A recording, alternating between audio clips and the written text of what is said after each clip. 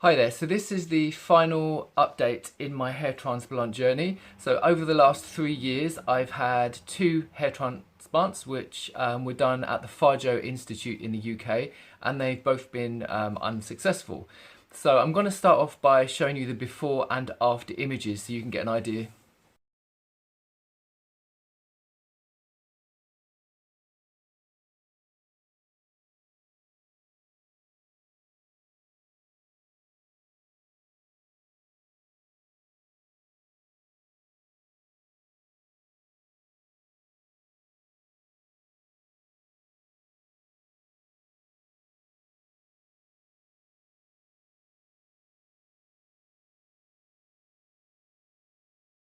We're now at the 18-month mark after my last FUT hair transplant. So after 18 months, no new hair is going to grow, so that's the point at which you know that's the final result. So I'm going to show you first of all, if I look down you can see I've got this horseshoe effect, and it's like a Norwood number 3, so it obviously looks like my hair's receding, and I haven't paid £5,000 to have that effect. If you look at the left hand side here, I have what's known as doll's hair, and that's when, if you think of like a doll's head and the nylon hair that gets punched in the factory, it doesn't look natural.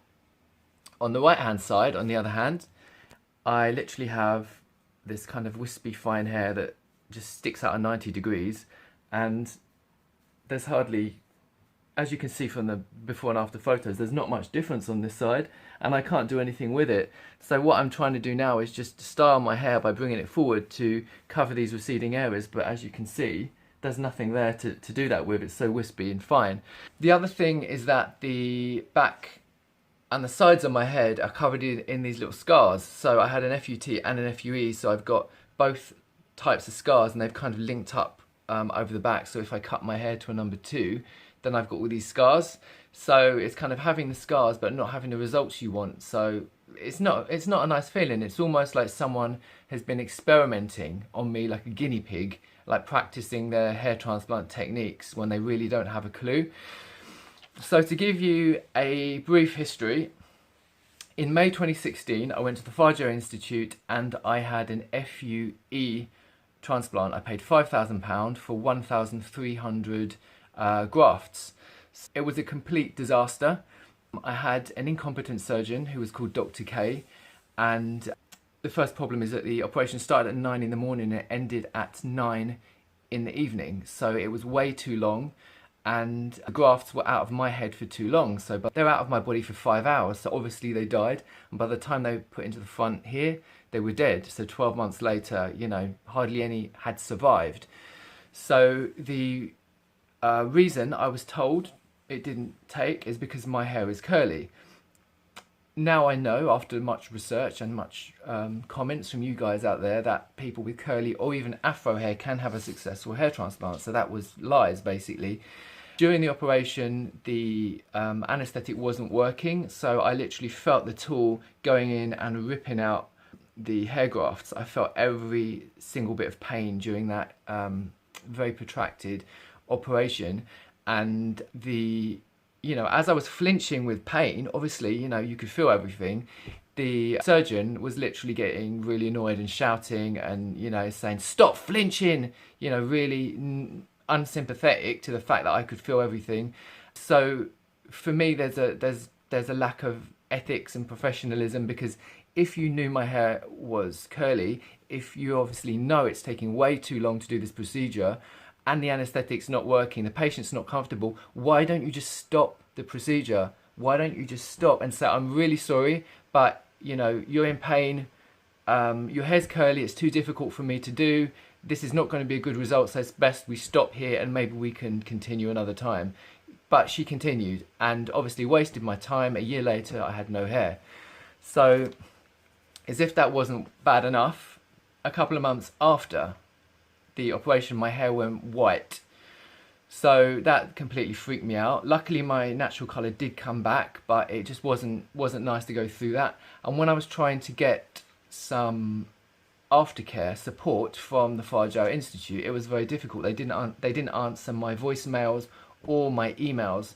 So you know, that wasn't a good feeling either. So 12 months later, I went back to the Farjo Institute and I actually had a follow-up appointment with Dr. Farjo. Now, it's his clinic and he is supposed to be one of the best surgeons in the UK.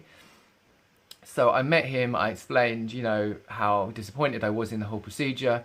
He was sitting across the desk from me, but he was diagonal to me. And there was the sales guy in the room who'd sold the operation initially. There's very good sales guys at the Farjo Institute. So he was kind of diagonal to me, and during this meeting, he didn't give me eye contact once. He was unapologetic. He didn't show any sympathy. He was very disengaged, completely removed from the situation, like it was nothing to do with him.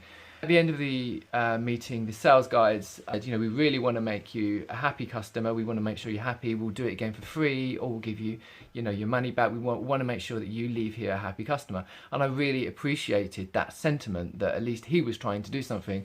So I decided I just wanted a refund. I wanted my money back. And next day I sent an email, and the sales guy came back and said, okay, we'll sort something out. And then a few days later, I spoke to him again and I said, okay, so, you know, how much money am I getting back? You know, is it going to be a full refund? And he said again, oh, we'll sort something out. So then I started to realize that there was not going to be any refund. You know, I could probably chase and there was going to be nothing. So I realized that the only thing I could do really is to have a second operation. This time it was going to be with Dr. Farjo. Now, like I say, he's supposed to be one of the best in the UK. If you go by the hair forums on the internet and, you know, people who don't know what they're talking about. So I booked the operation with him. So a couple of months later, in May 2017, last year, I went to the Manchester clinic, which is a 2-hour train journey from London. So I booked a hotel. I took a week off work. I went up there and I had the FUE operation with Dr. Farjo. So, you know, the idea being that the FUE would be more successful than the initial FUE. So, like I say, it's a bit of a hassle to, you know, travel all that way and book the hotels and stuff, but I thought, yeah, I just want to get this done. So I turned up at 7 AM on the morning of the operation, and I was, you know, literally just before you put on the surgical gown, you have to sign the consent forms, which are pretty standard. So there I was signing them, and he slipped in this letter amongst the forms, which I guess he was thinking I wasn't going to notice, which was a letter which stated that I would, you know, refute all future claims or refund against the company, and I would never, you know, ask for any money. And I just looked in this, I was like, what the, you know, I was really angry because he could have given me this letter at the meeting. He could have emailed it to me after the meeting or sent it to me by post so I could have seen it. I never would have signed it, and I wouldn't have agreed to a second procedure. I would have insisted on having my money back. So I was there. He knew that, you know, he had me there. I'd travelled all that way for the operation. He knew that I was going to sign it, so I signed it. Went ahead with the operation, which was pain-free. I mean, the operation went fine. And the only problem is, obviously, 18 months later, we're here and, you know, it's not what I expected. I personally would never have another hair transplant after going through both the FUE and the FUE. It's too much hassle. It's not for me. I would advise anyone who is thinking about this, if you're in the UK, then don't have a hair transplant in the UK. The UK has such a bad reputation, so you're best to go to North America and have it done. I mean, you can research India and Turkey, and you know, there's other places, but you've got to be very careful with your research. And I would say, really, you want to, if you can, meet the people who've been to certain clinics so you can see the results yourself, if that's at all possible. But you know, when you look at these forums on the internet where people are kind of recommending certain clinics, you can't believe them. You know, like Farjo is supposed to be one of the best in the UK.